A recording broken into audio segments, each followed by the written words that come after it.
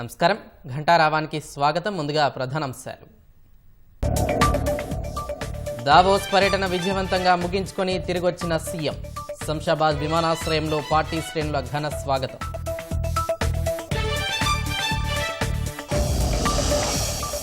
జాతీయ రహదారులపై దట్టంగా అలుముకున్న పొగమంచు. తగ్గిన దృశ్య నాణ్యత, నెమ్మదిగా కదులుతున్న వాహనాలు.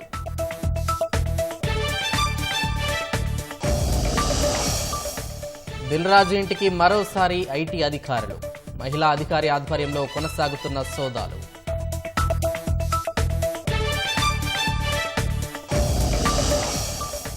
రాష్ట్రంలో సాగుకు యోగ్యం కాని భూ విస్తీర్ణం 10 లక్షల ఎకరాలు.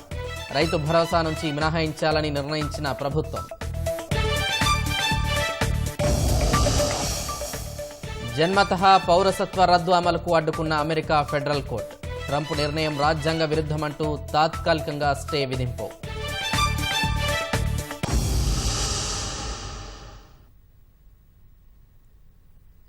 తెలంగాణ రైజింగ్ బృందం దావోస్ పర్యటన దిగ్విజయమైంది.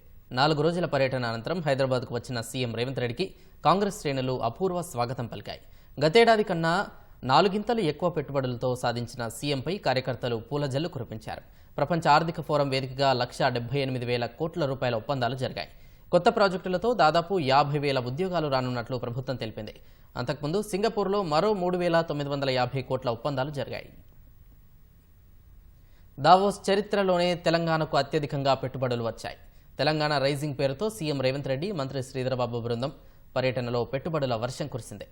గతేడాది కంటే 4 గింతలు ఎక్కువ పెట్టుబడులు రాగా కొత్త ప్రాజెక్టులతో దాదాపు 50,000 ఉద్యోగాలు రానున్నట్లు ప్రభుత్వం వెల్లడించింది. 4 రోజుల పర్యటన ముగించుకుని వచ్చిన సీఎం రేవంత్ రెడ్డికి హైదరాబాద్ శంషాబాద్ విమానాశ్రయం వద్ద ఘన స్వాగతం లభించింది. పార్టీ శ్రేణులు పూలవర్షం కురిపిస్తూ ఎదురెళ్లి స్వాగతం పలికారు.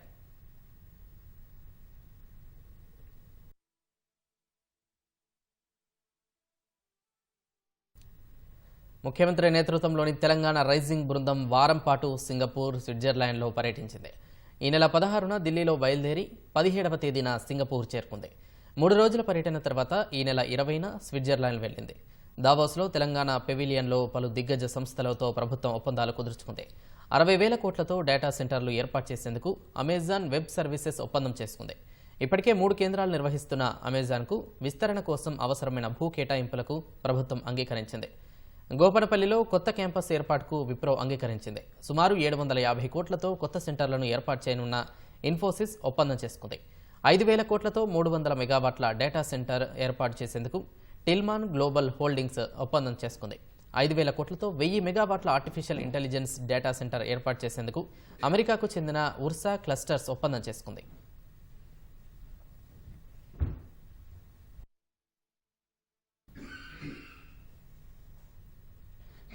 హైదరాబాద్లో 500 కోట్లతో స్కైరూట్ ఏరోస్పేస్ ప్రైవేట్ రాకెట్ తయారీ, టెస్టింగ్ యూనిట్ ఏర్పాటుకు సంసిద్ధత వ్యక్తం చేసింది. మెగా ఇంజనీరింగ్ 15,000 కోట్ల రూపాయలతో 3 ప్రాజెక్టులు చేపట్టేందుకు ఒప్పందం చేసుకుంది. రాష్ట్రంలో 2,160 మెగావాట్ల పంప్డ్ స్టోరేజ్ ఇంధన ఉత్పత్తి project, battery energy storage system project, అనంతగిరిలో world class luxury wellness resorts నిర్మించనుంది. హైటెక్ సిటీలో 3,20,000 చదరపు అడుగుల విస్తీర్ణంలో హెచ్సిఎల్ కొత్త సెంటర్ను త్వరలో ప్రారంభించనున్నట్లు వెల్లడించింది. యూనిలివర్ కంపెనీ కామారెడ్డి జిల్లాలో పామాయిల్ ఫ్యాక్టరీ, రాష్ట్రంలో బాటిల్ క్యాప్ ఉత్పత్తి కేంద్రం నెలకొల్పేందుకు ఒప్పందం చేసుకుంది. వీటితో పాటు అనేక కంపెనీలు రాష్ట్రంలో పెట్టుబడులు, విస్తరణకు ముందుకొచ్చాయి.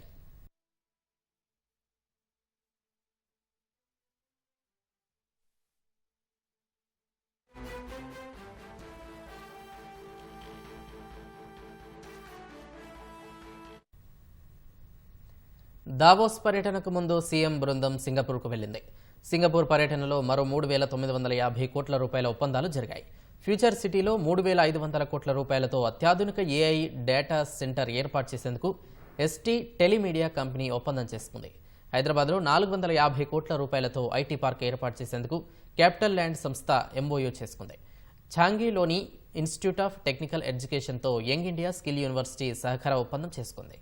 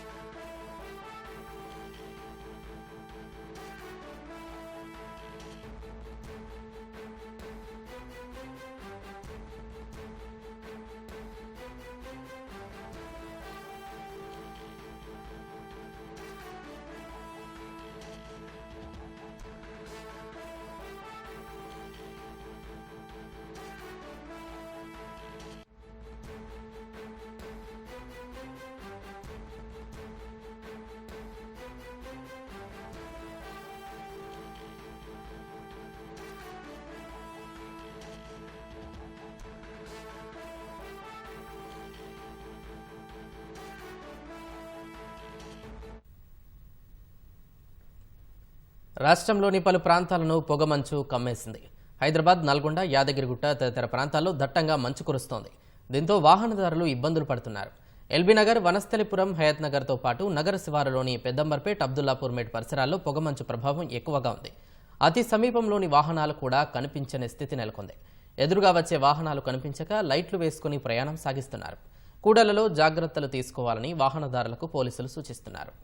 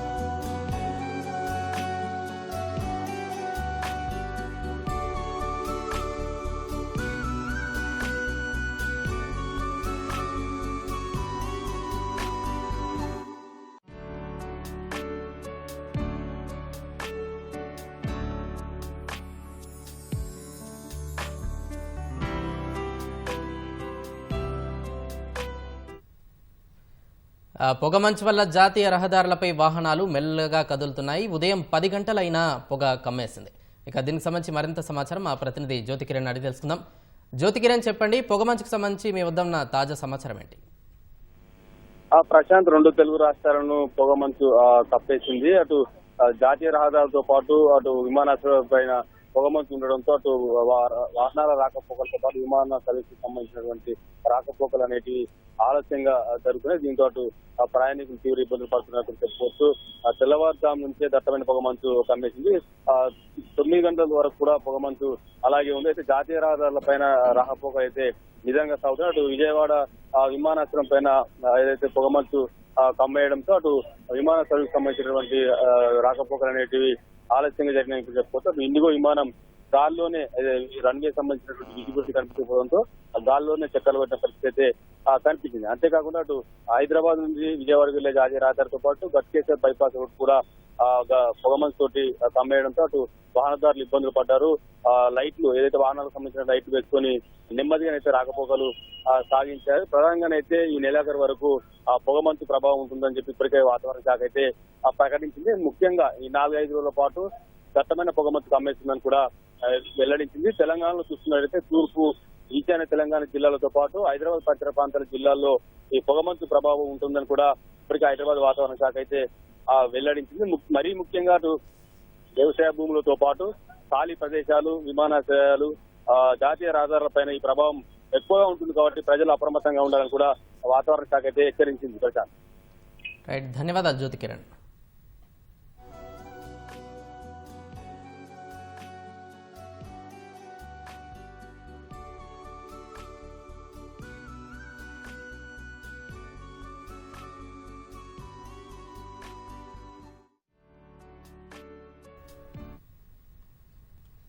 ప్రజలకు నిరంతర తాగునీటిని సరఫరా చేసే నగరంగా కరీంనగర్ కొత్త చరిత్ర రాయబోతుంది. స్మార్ట్ సిటీ నిధులతో నిరంతర తాగునీటి సరఫరా కోసం పైలట్ ప్రాజెక్టు చేపట్టారు. 2 నెలల పాటు ప్రయోగాత్మకంగా ఉచితంగా నీటిని సరఫరా చేసి ఆ తర్వాత మీటరింగ్ పద్ధతి అమలు చేయనున్నారు. నిరంతర సరఫరాతో నీటి వృధాను అరికట్టడంతో పాటు స్వచ్ఛమైన శుద్ధి చేసిన నీటిని అందించే అవకాశం ఉందని అధికారులు చెబుతున్నారు. నేడు కేంద్ర మంత్రులు, రాష్ట్ర మంత్రుల చేతుల మీదుగా ప్రారంభం కానున్న పైలట్ ప్రాజెక్టుకు సంబంధించిన వివరాల్ని మా ప్రతినిధి అలీముద్దీన్ ప్రత్యక్ష ప్రసారం ద్వారా అందిస్తారు.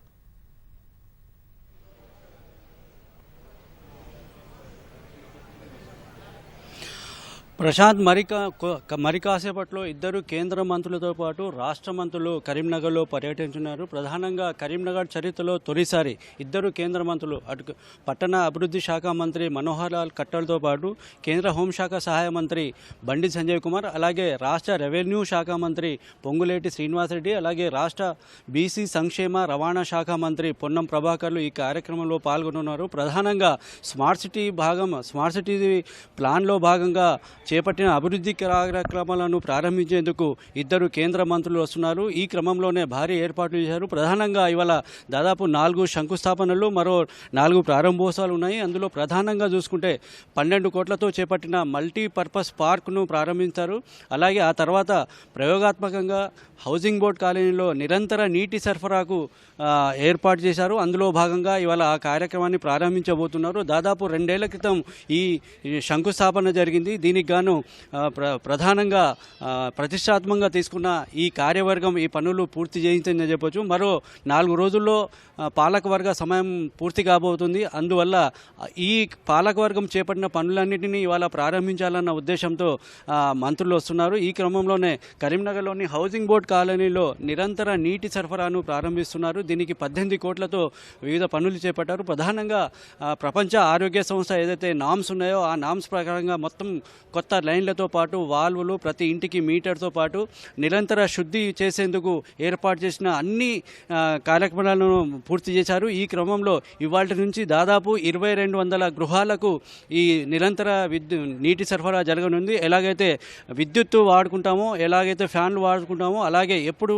నల్లా తిప్పినా నీళ్లు వచ్చే విధంగా ఏర్పాట్లు చేశామని చెప్పేసి అధికారులు, పాలకవర్గం చెప్తుంది. అందుకే ప్రతిష్టాత్మకంగా అసలు ఉమ్మడి తెలుగు రాష్ట్రాల్లో ఇదే ప్రధానంగా తొలి చరిత్ర రాయబోతుంది. ప్రస్తుతం విశాఖపట్నంలోనూ ఈ పనులు జరుగుతున్నాయి. అయితే ఫలితాలు మాత్రం ఇక్కడ కరీంనగర్లో తొలిసారి వస్తున్నాయని చెప్పొచ్చు. దాదాపు పట్టణంలో 58,000 నల్లా కనెక్షన్లు ఉన్నాయి. అయితే తొలి విడతలో మాత్రం హెచ్డిపి లైన్లు వేసి తాజాగా అంటే ఎలాంటి కంటామినేషన్ జరగకుండా, ఎలాంటి నీటి వృధా జరగకుండా, అలాగే లీకేజీ ఉండకుండా ఉండేందుకు ప్రత్యేక పైప్ లైన్ ఏర్పాటు చేశారు. అందుకు గాను 18 కోట్లను ఖర్చు చేశారని చెప్పొచ్చు. అయితే ఇప్పటికే దాదాపు 10 రోజులుగా ట్రయల్ రన్ నడుస్తుంది. దాదాపు 2 నెలల పాటు ఉచితంగా నీటిని విడుదల చేశారు. ఆ తర్వాత మాత్రం మీటరింగ్ విధానం ఉంటుంది. ప్రతి ఇంటికి కూడా మీటరింగ్ కూడా అమర్చారు. అయితే మీటర్ విధానం వల్ల ఎక్కువ బిల్లు వస్తుందన్న ఉద్దేశం మాత్రం కాదు, ఇంకా తగ్గుతుందనే బాగా ప్రచారం చేస్తున్నారు. ప్రధానంగా నిరంతర నీటి సరఫరా లేకపోతే రేపు నీళ్లు వస్తాయో లేదో అన్న ఉద్దేశంతో ప్రజలు ఎప్పటికప్పుడు నీళ్లు నింపుకొని పెట్టుకుంటారు. మరుసటి రోజు మళ్ళీ నల్లా వచ్చే సమయానికి పడబోస్తారు. ఆ భయం లేకుండా ఎప్పుడైనా నీళ్లు అందుబాటులో ఉంటే వాళ్ళు వృధా చేయరని చెప్పేసి అధికారులు చెప్తున్నారు. ఆ క్రమంలోనే ప్రస్తుతం అయితే ఇంటికి 100 రూపాయలు వసూలు చేస్తున్నారు. అది కూడా తగ్గే అవకాశం ఉందని చెప్పి విస్తృతంగా ప్రచారం చేస్తున్నారు. అయితే ప్రయోగాత్మకంగా ఇప్పుడు దాదాపు 2200 ఇళ్లకు ఇవాళ ప్రారంభోత్సవం జరగబోతుంది. మరికొద్ది రోజుల్లోనే మిగతా వాటికి కూడా ఈ సరఫరా జరుగుతుందని చెప్పేస్తున్నారు. అయితే ప్రధానంగా ఈ పాలకవర్గం ముగిసిపోతున్న తరుణంలో ప్రతిష్టాత్మకంగా చేపట్టిన పనులన్నింటినీ ఇవాళ ప్రారంభించాలన్న ఉద్దేశంతో ఇద్దరు కేంద్ర మంత్రులు, ఇద్దరు రాష్ట్ర మంత్రులు వస్తున్నారు. అందులో భాగంగా అంబేద్కర్ స్టేడియంలో 18 లక్షలతో చేపట్టిన షాపింగ్ కాంప్లెక్స్తో పాటు అటు మల్టీపర్పస్ పార్కు, అలాగే భవిష్యత్తులో ఈ డంపింగ్ యార్డ్ను ఇక్కడ నుంచి పంపించేందుకు ఎలాంటి ఏర్పాట్లు చేయాలన్న ఉద్దేశంతో మంత్రులు అక్కడ పోయి ఆ డంపింగ్ యార్డ్ కూడా సందర్శించే అవకాశం ఉంది. ఆ తర్వాత దానికి తీసుకోవాల్సిన చర్యలు కూడా ఆలోచించారని చెప్పేసి అధికారులు చెప్తున్నారు. అయితే మరో గంట సేపట్లో ఇక్కడ నుంచి ఈ కార్యక్రమాలు ప్రారంభమవుతాయి. అలాగే 12 గంటల ప్రాంతంలో ఇక్కడ బహిరంగ సభ కూడా ఏర్పాటు చేశారు. ఇది ఇక్కడ తాజా పరిస్థితి. కెమెరామెన్ తిరుపతితో అలీముద్దీన్, ఈటీవీ న్యూస్, కరీంనగర్. 15 రోజుల తర్వాత ప్రతిపక్షాలు ఎవరూ నోరు తెరవరని, పేదవారు దరఖాస్తు చేస్తే చాలు రేషన్ కార్డు క్షణంలో ఇచ్చేలా ఏర్పాట్లు చేస్తున్నామని మంత్రి కోమటిరెడ్డి వెంకటరెడ్డి అన్నారు. 10 ఏళ్లు అధికారంలో ఉన్న బీఆర్ఎస్ ఒక్కటంటే ఒక్కటి కూడా కొత్త రేషన్ కార్డు ఇవ్వలేదని మండిపడ్డారు. 4 ప్రభుత్వ పథకాలకు లబ్ధిదారుల ఎంపిక కోసం జరుగుతున్న గ్రామ సభల్లో 3వ రోజు అక్కడక్కడ ఆందోళనలు మినహాయించి ప్రశాంతంగా ముగిశాయి.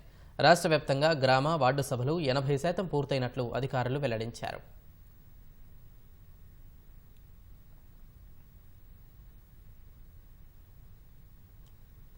వ్యవసాయ యోగ్యత లేని భూములు రాష్ట్రంలో 10 లక్షల ఎకరాలకు పైగా ఉన్న ప్రభుత్వ సర్వేలో తేలినట్లు తెలిసిందే. వ్యవసాయ స్థలాలుగా రికార్డులో ఉండి రియల్ ఎస్టేట్, పరిశ్రమలు, ఇతర అవసరాల కోసం వినియోగిస్తున్న భూములను సర్కార్ గుర్తిస్తోంది. గణతంత్ర దినోత్సవం నాడు రైతులు, రైతు కూలీలకు నగదు, పెట్టుబడి సాయం అందించేందుకు ప్రభుత్వం కసరత్తు చేస్తోంది. సాగు యోగ్యమైన భూములకే రైతు భరోసాను ప్రభుత్వం అందించనుంది. గణతంత్ర దినోత్సవం నాడు రైతు భరోసా, వ్యవసాయ కూలీలకు ఇందిరమ్మ ఆత్మీయ భరోసా, ఇందిరమ్మ ఇళ్లు, రేషన్ కార్డుల పంపిణీ కార్యక్రమానికి ప్రభుత్వం శ్రీకారం చుట్టనుంది. సాగుకు యోగ్యమైన భూమికి ఎకరాకు ఏడాదికి 12,000 ఇవ్వాలని ప్రభుత్వం నిర్ణయించింది. వ్యవసాయేతర భూముల్ని దీని నుంచి మినహాయిస్తోంది. రికార్డుల్లోనూ పాస్ పుస్తకాల్లోనూ ఉండి సాగేతర అవసరాలకు వాడుతున్న స్థలాల్ని ప్రభుత్వం గుర్తిస్తోంది. జిల్లా మండల కేంద్రాలు, గ్రామాల వద్ద రియల్ ఎస్టేట్ వెంచర్లు వెలిశాయి. పరిశ్రమలు, సాగునీటి ప్రాజెక్టులు, రోడ్లు, ఇతర అవసరాలకు భూసేకరణ చేశారు. సాగుకు ఉపయోగపడని గుట్టలు సైతం ఉన్నాయి. వీటిని రైతు భరోసా నుంచి మినహాయించడానికి సర్వే చేసి తొలగించాలని ప్రభుత్వం నిర్ణయించింది. గత కొన్ని రోజులుగా వ్యవసాయ, రెవెన్యూ అధికారులు ఈ పనిలో నిమగ్నమయ్యారు. ఇప్పటి వరకు 10 లక్షల ఎకరాలకు పైగా గుర్తించినట్లు తెలిసింది. సర్వే పూర్తయ్యే నాటికి ఈ భూముల లెక్క 15 లక్షల ఎకరాలకు చేరుకున్నా ఆశ్చర్యపోనక్కర్లేదని అధికార వర్గాలు పేర్కొంటున్నాయి.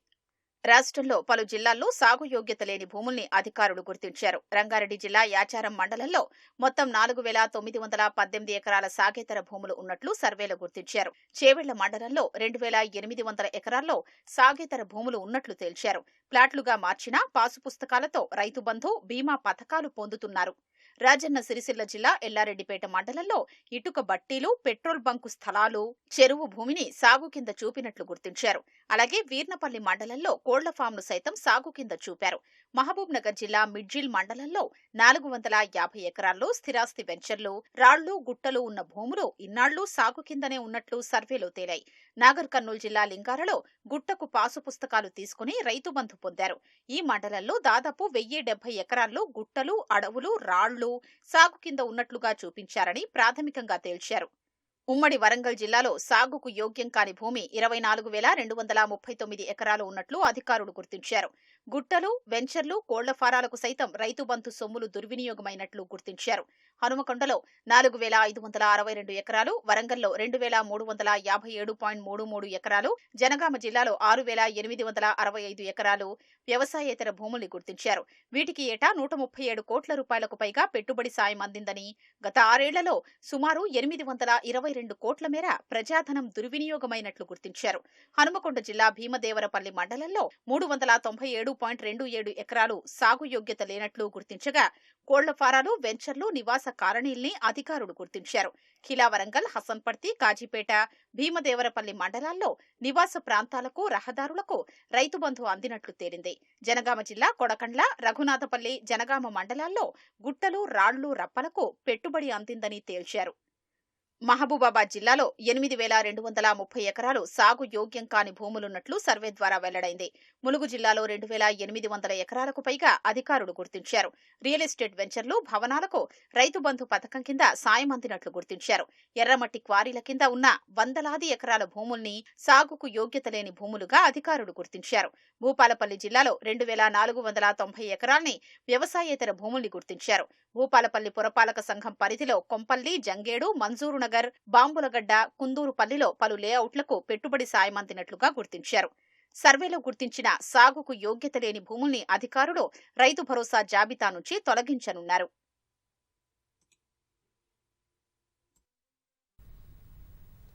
రంగారెడ్డి జిల్లా గండిపేట మండలం కోకాపేటలో బీఆర్ఎస్ పార్టీ కార్యాలయానికి భూ కేటాయింపుపై 4 వారాల్లో కౌంటర్ దాఖలు చేయాలని ప్రభుత్వాన్ని హైకోర్టు ఆదేశించింది. బీఆర్ఎస్ పార్టీకి తక్కువ ధరకు భూమిని కేటాయించడాన్ని సవాలు చేస్తూ సుపరిపాలన వేదిక ఎం పద్మనాభరెడ్డి, వెంకటరామిరెడ్డి హైకోర్టులో వేర్వేరుగా ప్రజా ప్రయోజన వ్యాజ్యాలు దాఖలు చేశారు. పార్టీ కార్యాలయానికి 11 ఎకరాలను నామమాత్రపు ధరతో ప్రభుత్వం కేటాయించిందని పిటిషనర్లు పేర్కొన్నారు. వీటితో పాటు 2004లో ఎకరా స్థలాన్ని తెలంగాణ రాష్ట్ర సమితికి కేటాయింపుల నిమిత్తం జారీ చేసిన జీవోను సవాలు చేస్తూ మాజీ ఎమ్మెల్సీ శ్రీరాములు నాయక్ ప్రజా ప్రయోజన వ్యాజ్యం దాఖలు చేశారు. ఈ 3 పిటిషన్లపై తాత్కాలిక ప్రధాన న్యాయమూర్తి జస్టిస్ సుజయ్పాల్, జస్టిస్ జి రాధారాణిలతో కూడిన ధర్మాసనం విచారణ చేపట్టింది. దీనిపై కౌంటర్ దాఖలు చేయడానికి 4 వారాల గడువు కావాలని అదనపు అడ్వకేట్ జనరల్ మహమ్మద్ ఇమ్రాన్ ఖాన్ కోరారు. తదుపరి విచారణను మార్చి 6వ తేదీకి హైకోర్టు వాయిదా వేసింది. సూర్యాపేట జిల్లా పాలకేడు మండలంలోని జాన్ పహాడ్ దర్గా ఉరుసు ఉత్సవాలు అంగరంగ వైభవంగా జరుగుతున్నాయి. 2వ రోజు గంధోత్సవంలో పాల్గొనేందుకు జాన్ పహాడ్ దర్గాకి భక్తులు పోటెత్తారు. కాసేపట్లో గంధోత్సవంలో మంత్రి ఉత్తమ్ కుమార్ రెడ్డి పాల్గొన్నారు. జాన్ పహాడ్ దర్గా నుంచి మరింత సమాచారం మా ప్రతినిధి ఈశ్వర్ ప్రత్యక్ష ప్రసారం ద్వారా అందిస్తారు. ప్రశాంత్ జాన్ బహదూర్ దర్గా ఉత్సవాలకైతే భక్తులు పోటెత్తారని చెప్పుకోవచ్చు. 3 రోజుల పాటు జరిగే ఉత్సవాలకి అధికారులు అయితే పూర్తి స్థాయిలో ఏర్పాట్లు చేశారు. సుమారు 2 లక్షల పైగా భక్తులు ఈ జాన్ బహదూర్ దర్గా ఉత్సవాలకి వస్తారని చెప్పి అంచనాలు ఉన్నాయి. దీనికి తగ్గట్లుగానే ఏర్పాట్లు కూడా పూర్తి చేసిన పరిస్థితులు అయితే ఉన్నాయి.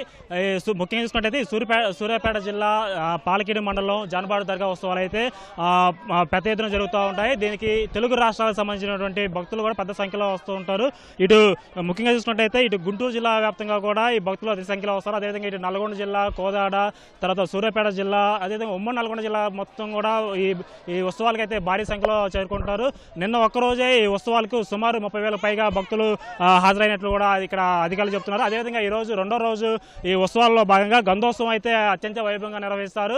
ఈ గంధోత్సవంలో సుమారు 50,000 పైగా భక్తులు పాల్గొంటారని చెప్పి కూడా అధికారులు చెప్తున్నారు. దానికి తగినట్లు కూడా ఏర్పాట్లు చేశారు.